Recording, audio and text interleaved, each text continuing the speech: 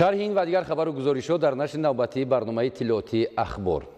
امروز تحت ریاست رئیس مجلس ملی مجلس عالی جمهوری تاجیکستان رئیس شهر دوشنبه محترم رستم امامعلی جلسه شروع مجلس ملی مجلس عالی جمهوری تاجیکستان دعوت ششم برگزار گردید. اعضای شروع مجلس ملی مجلس عالی جمهوری تاجیکستان در مجموع 41 مسئله را که به روزنامه جلسه وارد کرده شدند مورد بررسی همه‌جانبه قرار دادند. از جمله در جلسه قانون‌های کنستیتوسیونی جمهوری تاجیکستان اوید به وارد نمودن تغییرات به قانون کنستیتوسیونی جمهوری تاجیکستان درباره وضع حقوقی عضو مجلس ملی و وکیل مجلس نمایندگان مجلس عالی جمهوری تاجیکستان اوید به وارد نمودن تغییر به قانون کنستیتوسیونی جمهوری تاجیکستان درباره مقامات پروکراتورای جمهوری تاجیکستان و باز 13 سند قانونگذاری اوید به وارد نمودن تغییر به یک قطار قانون‌های جمهوری تاجیکستان که با در نظر داشت در ساحه خدمت رسانی نقلیات مسافربری استفاده عمومی شهر دوشنبه جاری نمودن نظام الکترونی پرداخت راهگیرا اینچنین وابسته به دادن امتیاز برای استفاده رایگان از خدمت رسانی نقلیاتی قبول و پیشنهاد گردیدند محاکمه کرده شدند. اینچنین اعضای شورای مجلس ملی با ترتیب مقرر گردیده قانون کنستیتوسیونی جمهوری تاجیکستان اوید به وارد نمودن علاوه به قانون کنستیتوسیونی جمهوری تاجیکستان درباره مقامات محلی حاکمیت دولتی قانون‌های جمهوری تاجیکستان اوید به وارد نمودن علاوه به قانون جمهوری تاجیکستان درباره معارف درباره وارد نمودن تغییر و علاوه‌ها به کدکس حقوق ویرانکنی مأموری جمهوری تاجیکستان درباره وارد نمودن تغییر علاوه‌ها به کدکس مرافعه حقوق ویرانکنی مأموری جمهوری تاجیکستان درباره وارد نمودن تغییر به کدکس جنایتی جمهوری تاجیکستان درباره وارد نمودن علاوه به کدکس مرافعوی اقتصادی جمهوری تاجیکستان درباره وارد نمودن تغییر علاوه‌ها به کدکس اندازی جمهوری تاجیکستان اوید به وارد نمودن تغییر علاوه‌ها به قانون جمهوری تاجیکستان درباره اودیت داخلی در تشکیلات‌های بخش دولتی را بررسی نمودند. همچنین شورای مجلس ملی مجلس عالی جمهوری تاجیکستان در جلسه خود لایحه‌های قرارهای مجلس ملی مجلس عالی جمهوری تاجیکستان را درباره دستور مجلس ملی مجلس عالی جمهوری تاجیکستان درباره شورای علمی مشورتی نزد مجلس ملی مجلس عالی جمهوری تاجیکستان درباره کنسپسیای رشد مناسبت‌های بین پارلمانتی مجلس ملی مجلس عالی جمهوری تاجیکستان درباره نظامنامه دستگاه مجلس ملی مجلس عالی جمهوری تاجیکستان و دیگر سندهای معیاری حقوقی به تکمیل فعالیت مجلس ملی و مقامات آن روانه گردیده را بررسی کرده آنها را به روزنامه اجلاسیه چهارم مجلس ملی مجلس عالی جمهوری تاجیکستان پیشنهاد نمود. دایر به رفت اجرای نقشه عمل مجلس ملی برای سالهای 2020-2025 در پرتو مراجعت و راهنمایی‌های پرزیدنت جمهوری تاجیکستان در اجلاسیه یکم مجلس ملی مجلس عالی جمهوری تاجیکستان دعوت ششم از 17 اپریل سال 2020 معاون یکم رئیس مجلس ملی مجلس عالی جمهوری تاجیکستان احمدزاده رجبای گزارش داده از روی مسئله مذکور قرار شورای مجلس ملی مجلس عالی جمهوری تاجیکستان قبول کرده شد. خود همین روز طبق دستور جلسه های یکجایه مجلس ملی و مجلس نمایندگان مجلس عالی جمهوری تاجیکستان کاری جلسه شورای مجلس ملی مجلس عالی جمهوری تاجیکستان وابسته به بررسی مسئله های در جلسه یکجایه چهارم مجلس ملی و مجلس نمایندگان مجلس عالی جمهوری تاجیکستان بررسی شونده ادامه داده شد. اعضای شورا با ترتیب مقرر گردیده لایحه‌های قرارهای شورا را وابسته به ترتیب کار انعکاس جریان و روزنامه جلسه یکجایه چهارم مجلس ملی و مجلس نمایندگان مجلس عالی جمهوری تاجیکستان دعوت ششم مورد بررسی قرار دادند. همزمان دایر به مسئله های تصدیق فرمان های پرزیدنت جمهوری تاجیکستان درباره آزاد کردن و تعیین نمودن اعضای حکومت جمهوری تاجیکستان قرارهای داخلدار شورای مجلس ملی مجلس عالی جمهوری تاجیکستان قبول گردیده به روزنامه جلسه یکجایه چهارم مجلس ملی و مجلس نمایندگان مجلس عالی جمهوری تاجیکستان دعوت ششم پیشنهاد کرده شدند. با همین جلسه شورای مجلس ملی مجلس عالی جمهوری تاجیکستان به کار خود خاتمه بخشید.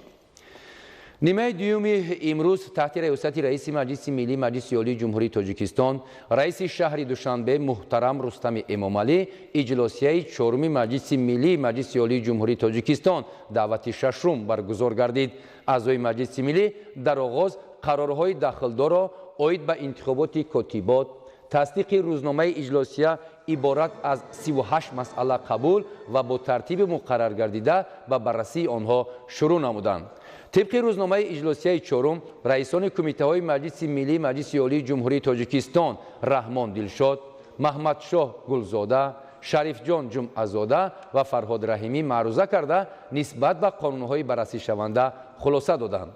در هفته اجلاسیه اعضای مجلس ملی قانون‌های کنستیتوسیونی جمهوری تاجیکستان عاید به وارد نمودن تغییرات به قانون کنستیتوسیونی جمهوری تاجیکستان درباره وضع حقوقی عضو مجلس ملی و وکیل مجلس نمایندگان مجلس عالی جمهوری تاجیکستان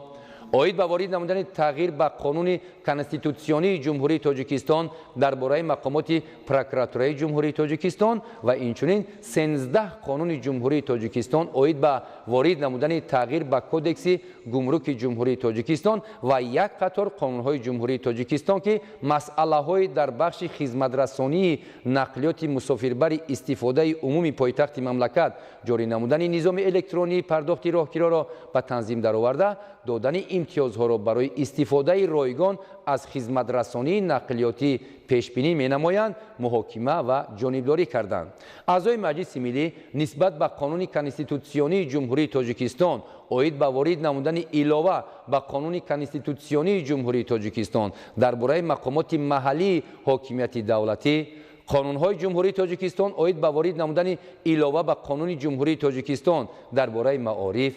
درباره وارد نمودن تغییر الهه‌ها با کودکس حقوق ویرانکنی مأموری جمهوری تاجیکستان درباره وارد نمودن تغییر الهه‌ها با کودکس مرافعه حقوق ویرانکنی مأموری جمهوری تاجیکستان درباره وارد نمودن تغییر به کودکس جنایتی جمهوری تاجیکستان درباره وارد نمودن علاوه به کودکس مرافعوی اقتصادی جمهوری تاجیکستان درباره وارد نمودن تغییر الهه‌ها با کودکس اندازی جمهوری تاجیکستان عاید به وارد نمودن تغییر الهه‌ها به قانون جمهوری تاجیکستان درباره آدیت داخلی در تشکیلات‌های بخش دولتی که پرزور کردن بعضی نمودهای جوابگری جنایتی و مأموری را پیش بینی نموده دارای خصوصیت تکمیل و مکمل گردانی و مطابق سازی با سندهای معیاری حقوقی جمهوری تاجیکستان میباشند جانبداری خود را اظهار کردند. در جریان اجلاسیه با پیشنهاد پرزیدنت مملکت با سبب به کار دیگر گذاشتن سودیه سود کنستیتوسیونی جمهوری تاجیکستان هاشمزاده دوران و با سبب رسیدن به سن نهایی در وظیفه سودیه بودن سودیه های سود عالی جمهوری تاجیکستان رحمت الله زاده بختالله و دادی خدازاده دولتما از وظیفه بازخوان کرده شدند. اینچنین طبق پیشنهاد حکومت جمهوری تاجیکستان با دستگیری اعضای مجلس ملی نام دهات شیدخروی ناحیه اشکاشی ولایت مختار کوهستانی بدخشان به دهات وخان عوض کرده شد. اعضای مجلس ملی مجلس عالی جمهوری تاجیکستان لایحه‌های قرارهای مجلس ملی مجلس عالی جمهوری تاجیکستان را درباره دستور مجلس ملی مجلس عالی جمهوری تاجیکستان درباره شورای علمی مشورتی نزد مجلس ملی مجلس عالی جمهوری تاجیکستان درباره کنسپسیای رشد مناسبت‌های بین پارلمانتی مجلس ملی مجلس عالی جمهوری تاجیکستان درباره نظامنامه دستگاه مجلس ملی مجلس عالی جمهوری تاجیکستان و یک قطار دیگر سندهای معیاری حقوقی که با مقصد تکمیل دادن فعالیت مجلس ملی و مقامات آن تهیه کرده شدند بررسی و از روی آنها قرارهای داخلدار قبول نمودند. همزمان رئیس مجلس ملی مجلس عالی جمهوری تاجیکستان رئیس شهر دوشنبه محترم رستم امامعلی توجه اعضای مجلس ملی را به یک قطار مسئله های حل طلب که وقت‌های اخیر باعث مراجعت های زیاد شخصان واقعی و حقوقی گردیدند جلب نمودند. از جمله عاید به مسئله حفظ صحتی شهروندان و سالمی جامعه ابراز نظر کرده رئیس مجلس ملی مجلس عالی جمهوری تاجیکستان رئیس شهر دوشنبه محترم رستم امامعلی افزودند که سلامتی هر یک فرد از سطح خوبی خدمت‌رسانی طبی تشخیص پوررای و سریع وقتی و تعیینات درست طبیبان وابستگی کلان دارد. ضرورت راه اندازی نمودن نظام ثمرناک خدمترسانی سطح اولیه تیبی در کشور، رعایت ترتیب خدمترسانی تیبی، از بین بردن زیان و خوف به حیات بیماران هنگام رسانیدن کمک تیبی، تشخیص کسبی عمیق و مشخص بیماری، تعیینات دارویی، بخصوص پیشگیری کردن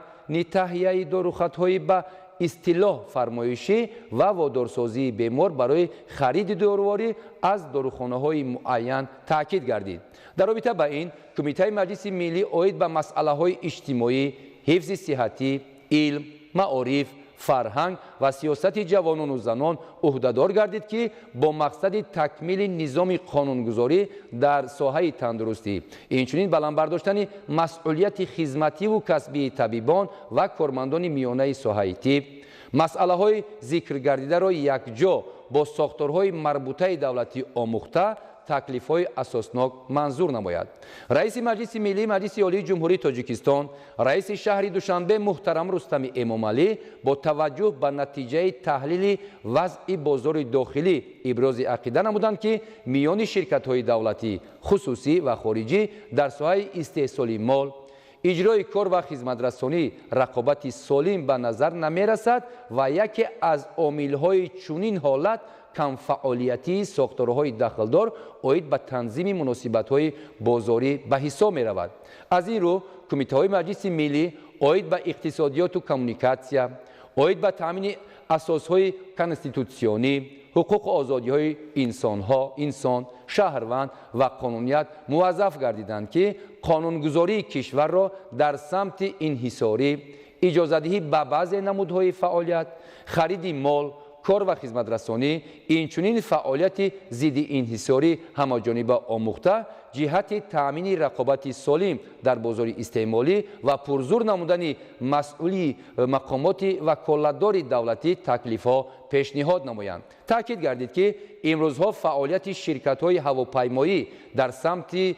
سطح و صفت خدمترسانی و تأمین غذای مسافران به طلبات جوابگو نمی‌باشد. با در نظر داشت حمایت حقوق‌های استعمال کنندگان خدمترسانی اویاسیای گراجدانی و بالا بردن نفوذ شرکت‌های وطنی ساحه اویاسیای گراجدانی در عرصه بین‌المللی با کمیته‌های دخلدار مجلس ملی دستور داده شد که مسئله مذکور را با اینابت تجربه شرکت‌های پیشرفته خارجی آموخته جهت تجدید نظر کردن سندهای معیاری حقوقی ساحه تکلیف‌های مشخص پیشنهاد نمایند. همچنین با پروکورور گنرالی جمهوری تاجیکستان، دیرکتور اجنسی نظارت دولتی مالیوی و مبارزه با کروپسیای نزد پرزیدنت جمهوری تاجیکستان و دیگر مقامات دولتی دستور داده شد که فعالیت ساختارهای دخلدار را جهت پیشگیری و سری وقت آشکار کردن حالتهای غصب غیرقانونی زمین‌ها و ساختمان منزل استقامتی و دیگر انشاءات در آنها پرزور نمایند. با همین اجلاسیه چهارم مجلس ملی مجلس عالی جمهوری تاجیکستان دعوت ششم به کار خود انجام بخشید. درباره جلسه یکجایی چهارم مجلس ملی و مجلس نمایندگان مجلس عالی جمهوری تاجیکستان دعوت ششم، جلسه یکجایی چهارم مجلس ملی و مجلس نمایندگان مجلس عالی جمهوری تاجیکستان دعوت ششم 10 دکبر سال 2020 ساعت 9 در مجلسگاه مجلس عالی جمهوری تاجیکستان برگزار می‌گردد. اعضای مجلس ملی مجلس عالی جمهوری تاجیکستان و وکیلان مجلس نمایندگان مجلس عالی جمهوری تاجیکستان 10 دکبر سال 2020 از ساعت 7 تا 8 در آشیانه یکم بینای مجلس عالی جمهوری تاجیکستان حجره رقم 1 به قید گرفته می شوند. تلفن ها برای تماس 221 98 35 221 89 35. مراجعتنامه شرکت برق تاجیک به مردم شریف تاجیکستان. هموطنان عزیز، به اطلاع شما می رسانیم که در ساختارهای انرژتیکی مملکت تمام کارهای آغاز گردیده تعمیر و تدبیرهای نظارتی و پروفیلاکتیکی به انجام رسانیده شدند و شروع از 10 دکبر سال 2020 انتقال نیروی برق در کشور پرره جاری می گردد. امسال با سبب وضعیت معلوم این عمل کشال یافت که برای این از مشتریان محترم معذرت می خواهیم. ҳамватанони азизи мо хуб медонанд ки дар замони соҳиби истиқлолӣ ва махсусан солҳои охир дар соҳаи энергетикаи мамлакат таҳаввулоту дигаргуниҳои зиёд ба амал омаданд. пеш аз ҳама дар натиҷаи таваҷҷӯҳи хоса ва дастгирии бевоситаи президенти ҷумҳурии Тоҷикистон, пешвои миллат муҳтарам Эмомалӣ Раҳмон, нерӯгоҳҳои барқи обии Сангтуда-1, Сангтуда-2, маркази дуюми барқу гармидиҳии шаҳри Душанбе, 2 агрегати нерӯгоҳи барқи обии Роғун ва 10 нерӯгоҳи хурди барқи обӣ сохта ба истифода супорида шуданд. ҳоло дар асоси нақшаҳои тасдиқ гардида таҷдиду навсозии нерӯгоҳҳои барқи обии Норак, Қайроқум ва Сарбанд амалӣ шуда истодааст. ҳамаи ин имконият фароҳам овард ки дар Тоҷикистон аз 14 январи соли 2017 маҳдудияти интиқоли барқ пурра бардошта шавад. бояд гуфт ки мо эҳтиёҷоти мамлакатро то ба имрӯз танҳо бо нерӯи барқи истеҳсоли худӣ таъмин карда истодаем ки ин албатта самараи татбиқи сиёсати энергетикии ҳукумати ҷумҳурии Тоҷикистон мебошад. ҳамзамон бо ин ширкати барқи тоҷик аз тамоми муштариёни нерӯи барқ хоҳиш менамояд ки бо мақсади мусоидат намудан ба таъмини пурраи мамлакат бо нерӯи барқ аз ҳар киловаттсоати он сарфакорона ва мақсаднок истифода баранд. бахусус соли ҷорӣ ки аз рӯи мушоҳидаву арзёбии мутахассисону коршиносон ҳаҷми захираҳои обиву энергетикии мо хеле маҳдуд буда, захираи барқ дар ҳавзаи ташаккулёбии оби дарёҳои мамлакат нисбат ба соли 2019 44% кам мебошад. обанбори нерӯгоҳи Норак ҳанӯз 2 сентябри соли 2020 то нуқтаи ниҳоӣ аз об пур карда шуд, вале бо сабаби дар моҳҳои охир кам шудани оби дарёи Вахш ва нисбат ба солҳои гузашта беш аз 2 метр кам гардидани захираи оби обанбори нерӯгоҳ, инчунин аз рӯи пешгӯиҳои обу ҳавошиносон хунук омадани зимистони дар пеш истода ҳар як сокини мамлакат бояд дар масъалаи истифода бурдани нерӯи барқ бо инсофона, сарфакорона ва бо масъулияти баланд муносибат намояд ва ба исрофкорӣ роҳ надиҳад. соли ҷорӣ яке аз солҳои гармтарин ва камоб дар миқёси минтақа ва махсусан Тоҷикистон ба ҳисоб меравад. дар Тоҷикистон 99% нерӯи барқ аз ҳисоби об истеҳсол карда мешавад, яъне бо барқ таъмин намудани аҳолӣ ва соҳаҳои иқтисодӣ бевосита ва танҳо аз захираҳои об вобаста мебошад. бори дигар хотиррасон месозем ки тибқи таҳлилҳо зимистони имсола сарду тӯлонӣ меояд. захираи об то охири зимистон басанда аст, лекин агар мо хоҳем ки фасли зимистонро бемушкилӣ паси сар намоем, яъне барои ҷорӣ кардани маҳдудияти интиқоли барқ зарурат пеш наояд, бояд ба истифодаи оқилонаву сарфакорона ва мақсадноки нерӯи барқ дар ҳар як оила, ташкилоту муассисаҳо ва корхонаву коргоҳҳои истеҳсолӣ сарфи назар аз шакли моликият эътибори ниҳоят ҷиддӣ ва аввалиндараҷа диҳем. ба таваҷҷӯҳи мардуми Тоҷикистон мерасонем ки ширкати барқи тоҷик ҳеҷ гоҳ хоҳишманди маҳдуд кардани интиқоли барқ ва бебарқ гузоштани мардум нест. роҳбарияти олии мамлакат низ доимо дар талоши таъминоти пурраи мардум бо барқ мебошад. доир ба ин масъала дар паёми президенти ҷумҳурии Тоҷикистон, пешвои миллат муҳтарам Эмомалӣ Раҳмон махсус таъкид шудааст. истеъмолкунандагон ва тамоми сокинонро зарур аст ки барои кам кардани талафоти нерӯи барқ ва истифодаи сарфакоронаи он аз ҷумла тавассути истифодаи васеъи технологияҳои каммасраф кӯшиш намоянд. танҳо дар ҳамин сурат мо метавонем дар солҳои наздик ба истиқлоли энергетикӣ ноил гардем. бинобар ин бори дигар хотиррасон месозем ки фақат истифодаи сарфакоронаву оқилонаи нерӯи барқ аз ҷониби ҳар як оила ва тамоми ташкилоту муассисаҳо кафолат медиҳад ки мо зимистони имсолро бе ягон маҳдудият пушти сар намоем.